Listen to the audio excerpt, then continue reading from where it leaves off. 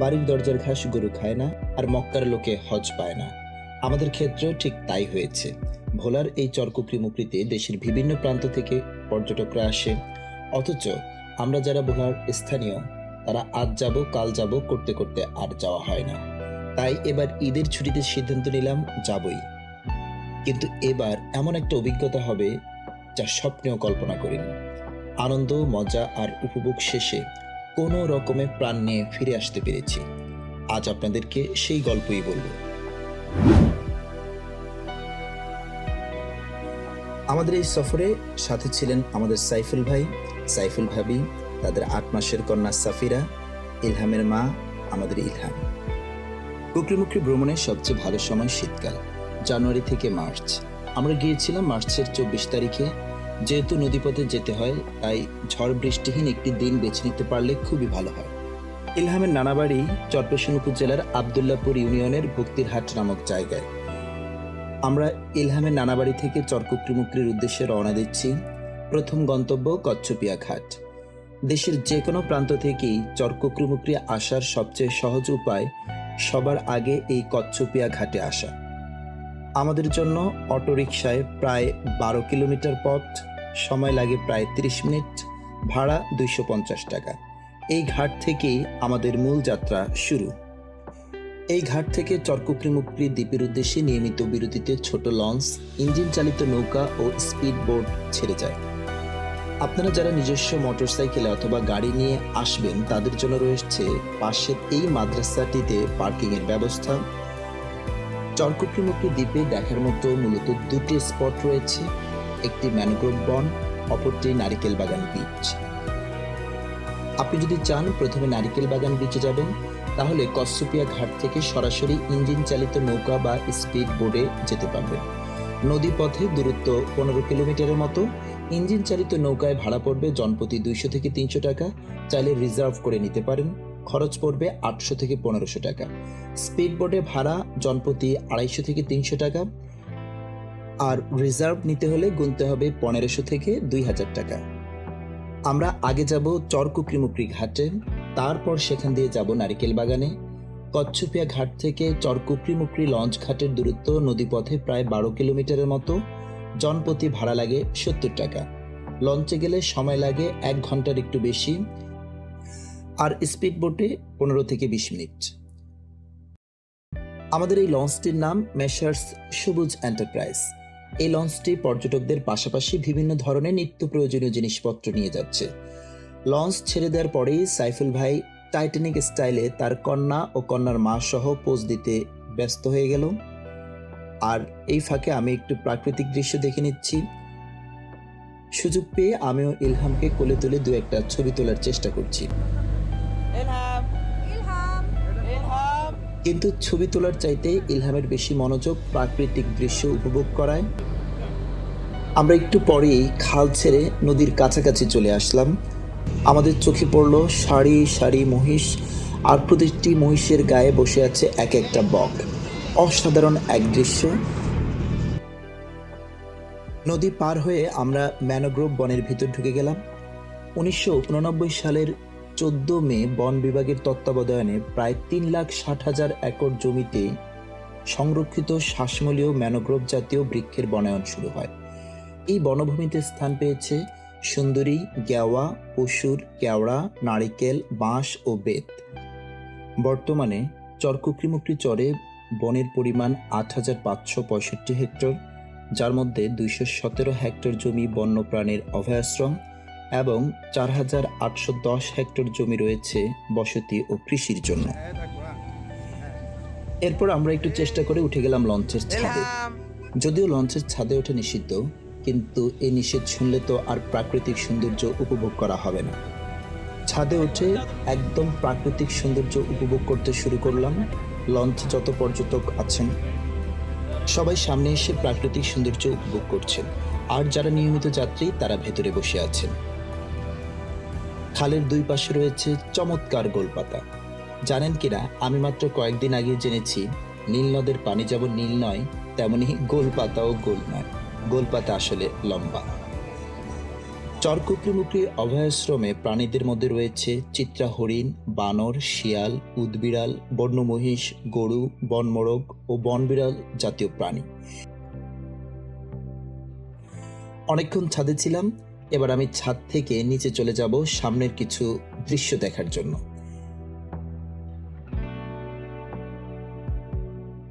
লঞ্চে আসলেই বেশ ভিড়। ঈদের চাপ ও পর্যটনের মৌসুম। মানুষজনকে বলে কয়ে সামনে গিয়ে ছবি তোলার চেষ্টা করলাম।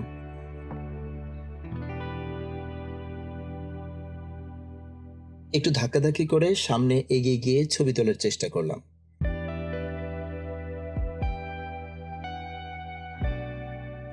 আমার টাইটানিক পোজ শেষ হওয়ার আগেই লঞ্চ সাইরেন বাজিয়ে জানিয়ে দিল চরকুকরিমুকরি ঘাটে এসে পৌঁছে গেছি।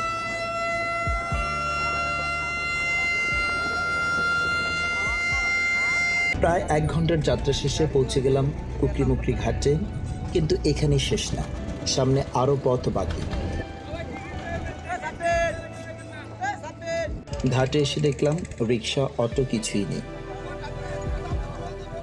অসংখ্য যাত্রী। 500 মিটারের পথ হেঁটে গেলে পাওয়া যাবে অটোরিকশা, তাই 500 মিটার পথ হাঁটতে হবে। আমরা যার যার সন্তানকে কোলে তুলে নিয়ে হাঁটা শুরু করলাম।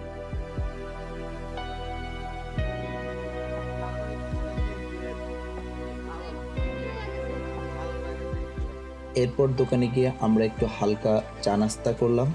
এর ভিতরে একটি অটো পেয়ে গেলাম। অটোতে দরদাম করে উঠলাম। ভাড়া 300 টাকা। এই অটো আমাদেরকে নিয়ে যাবে ডাকাতিয়া ঘাটে। পথ প্রায় 5 কিলোমিটার। সময় লাগবে 30 থেকে 45 মিনিট। সেই অটো ধরে আমরা চলে যাব ডাকাতিয়া ঘাটে। সেখান থেকে আমরা চলে যাব আমাদের কাঙ্ক্ষিত নারিকেল বাগান। অটো আমাদেরকে পৌঁছে দিল ডাকাতিয়া ঘাটে। এই ঘাটটি অত্যন্ত সুন্দর। বিভিন্ন মাছ ধরা নৌকা এসে এখানে অবসর কাটায়। জেলেরা জাল রিপেয়ার করে। এখানে একটি খাল রয়েছে। খালের উপরে রয়েছে একটি সাঁকো। সাঁকো মানে বাঁশের ব্রিজ। ছোটবেলায় আমরা এমন ব্রিজে অনেক চড়েছি। এই সাঁকোটি পার হয়ে আমাদেরকে যেতে হবে খালের ওপাশে।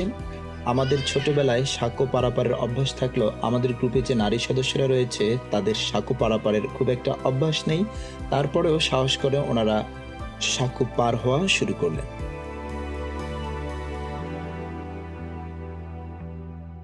আমরা যে নারিকেল বাগানে যাচ্ছি সেখানে যে প্রচুর পরিমাণ নারিকেল গাছ আছে, ব্যাপারটা আসলে এরকম না। আসলে ওই জায়গাটির নামই নারিকেল বাগান। এবার আমরা যাচ্ছি নারকেল বাগানের দিকে। নারকেল বাগানে যেতে হলে আমাদেরকে এরকম একটি পথ অনেক দূর হেঁটে যেতে হবে।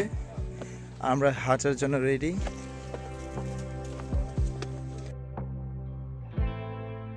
ডাকাতিয়া খাল থেকে নারিকেল বাগান যাওয়ার জন্য প্রায় 1 কিলোমিটার পথ চমৎকারভাবে ব্রিজের মতো করে তৈরি করে দেওয়া আছে। স্টিলের কাঠামোর উপর কংক্রিটের পাত দিয়ে এই ব্রিজ তৈরি করা হয়েছে। আপনি অভয়ারণ্যের মাঝখান দিয়ে এই ব্রিজ ধরে হেঁটে যাবেন। অনুভূতিটাই অত্যন্ত চমৎকার। বন্যপ্রাণে সমৃদ্ধ এই অভয়ারণ্যে রয়েছে 15,000-এরও বেশি হরিণ। এছাড়াও এখানে দেখা যায় লাল কাঁকড়া, বুনো মহিষ, বানর, বনবিড়াল, মেছো বাঘ, ভোঁদড়, শিয়াল, বনমোরগ এবং শীতকালে আগত বিভিন্ন অতিথি পাখিসহ নানা প্রজাতির বন্যপ্রাণী।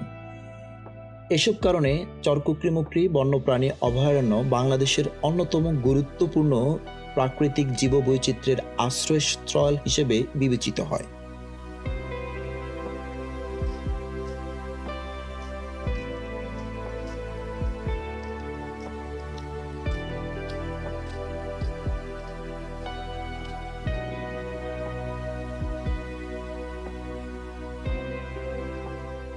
এরকম পথ ধরে হাঁটতে আমাদের খুবই ভালো লাগছিল।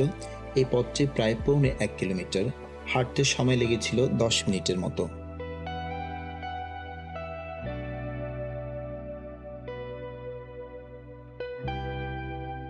চরকুকরিমুকরি আসতে হলে সকাল 9টা থেকে 10টার ভেতরে এই জায়গায় পৌঁছাতে পারলে খুবই ভালো হয়। তাহলে একদিনে ঘুরে চলে যাওয়া যায়। বিকেল 4:30টার পরে সাধারণত চরকুকরিমুকরি থেকে বের হওয়ার কোনো সুযোগ থাকে না বললেই চলে। লঞ্চগুলো চলে বিকাল 4টা পর্যন্ত। 4টার পরে যেতে হলে স্পিডবোট অথবা ইঞ্জিন চালিত নৌকা রিজার্ভ করে যেতে হয়, কিন্তু অনেক সময় স্পিডবোট অথবা নৌকা রিজার্ভের জন্য পাওয়া যায় না।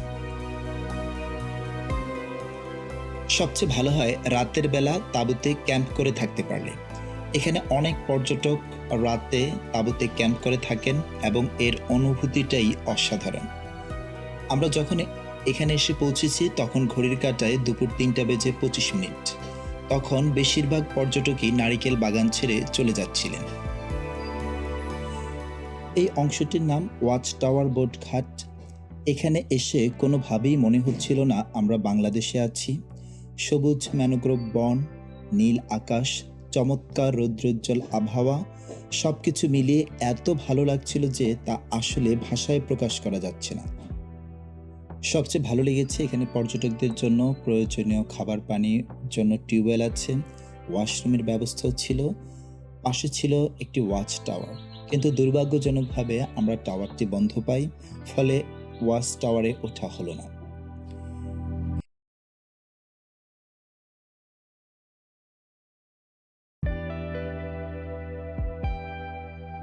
আমরা এতক্ষণ নদীর দক্ষিণ পাশে ওয়াচ টাওয়ার বোট ঘাটে ছিলাম। আমাদেরকে নারিকেল বাগান যেতে হলে খালের উত্তর পাশে নারিকেল বাগান বোট ঘাটে যেতে হবে। ওই পাশে আছে ইকো পার্ক এবং মূল নারিকেল বাগান। নৌকা করে খাল পার হতে খরচ জনপ্রতি 10 টাকা। দুই প্রান্তের ঘাটই খুব চমৎকার করে বাঁধানো। আমরা এখন ওয়াচ টাওয়ার ঘাট থেকে নারিকেল বাগান ঘাটে যাব।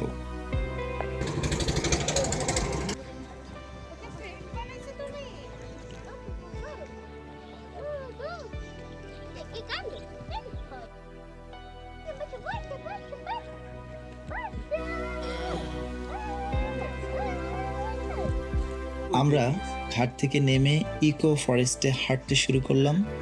ততক্ষণে সূর্যের আলো অনেকটাই কমে গেছে।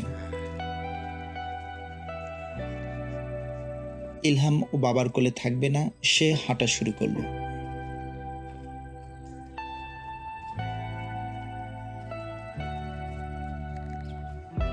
কিছু দূর হেঁটে ক্লান্ত হয়ে আবার বাবার কোলে উঠল। সামনে যা দেখলাম মনে হচ্ছিল আরেকটা কক্সবাজার। যতদূর চোখ যায় মনে হয় অন্তহীন সমুদ্র আর সমুদ্র। আকাশ মিশে গেছে পানির সাথে, মাঝে মাঝে দু একটা নৌকা যাচ্ছে, দেখতে অসাধারণ লাগছে।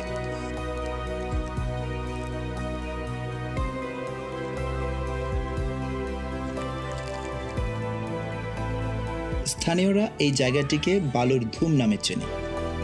চরকুকরিমুকরি সাগর পাড় থেকেও সূর্যোদয় ও সূর্যাস্তের দৃশ্য উপভোগ করা যায়। চমৎকার ঘাসে ভরা সমুদ্র সৈকত দেখতে খুবই ভালো লাগছিল। নিরিবিলি সমুদ্র, সবুজ বন আর নীল আকাশ, সব মিলিয়ে এক কথায় অসাধারণ। হাঁটতে হাঁটতে ক্লান্ত হয়ে গিয়ে আমরা সবাই এক জায়গায় বসলাম। তখন ঘড়ির কাঁটা 4টা পার হয়ে গিয়েছে। পেটে প্রচণ্ড ক্ষুধা বাসা বেঁধেছে। পাশে খাবারের দোকান ছিল, সেখান থেকে সাইফুল ভাই 30 টাকা করে 5টি ডিম ভাজা, 150 টাকা, সাথে 50 টাকার ভাত আর 30 টাকার ডাল নিয়ে এলেন। আমরা মাত্র 200 টাকার বিনিময়ে মনের সুখে লাঞ্চ করলাম, ভাত, ডাল আর ডিম ভাজি। খাওয়া দাওয়া শেষ করার পর ফটো সেশনের পালা। সকলে মিলে ফটো সেশন করলাম। ইলহাম আমাদের হাত ধরে অনেকক্ষণ পর্যন্ত হাঁটলো। সাইফুল ভাই এবং ভাবি মিলে কিছুটা শুটিং করলেন। চমৎকার একটা ডান্সের স্টেপও দিলেন। পাশে একটা দোলনা পেলাম, সবাই কিছুক্ষণ ধরে সেই দোলনায় ছবি তুললাম। প্রথমে আমি, তারপর ইলহামের মা, তারপরে আমাদের সাইফুল ভাবি। এখানে এসে সবচেয়ে বেশি আনন্দ করেছে আমাদের ইলহাম। তাকে কিছুতেই ধরা যাচ্ছিল না, থামানোও যাচ্ছিল না। আর চরকুকরিমুকরিতে এসে কুকুরের সাথে দেখা হবে না তা তো হতেই পারে না। কুকুর দেখে ইলহাম ভীষণ আনন্দিত। সারাক্ষণ ধরে ইলহাম এত মজা করেছে যে আসলে সেটা ভাষায় প্রকাশ করা যাবে না। ইলহাম পড়ে যাচ্ছে। আহা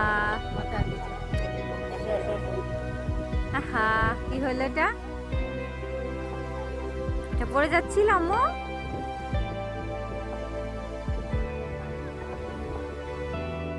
এটা উঠায় ফেলো তো আম্মু। উঠাও, উঠাও তো। ওই আল্লাহ,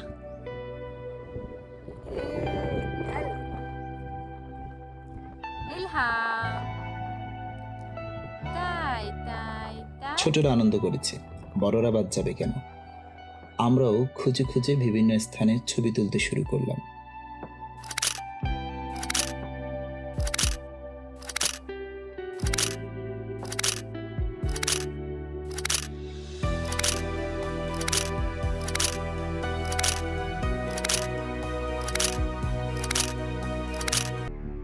ছবি তুলতে তুলতে ফোনের মেমোরি ও চার্জ দুটোই শেষের পথে, কিন্তু বুঝতেই পারিনি সময় কিভাবে চলে গেছে।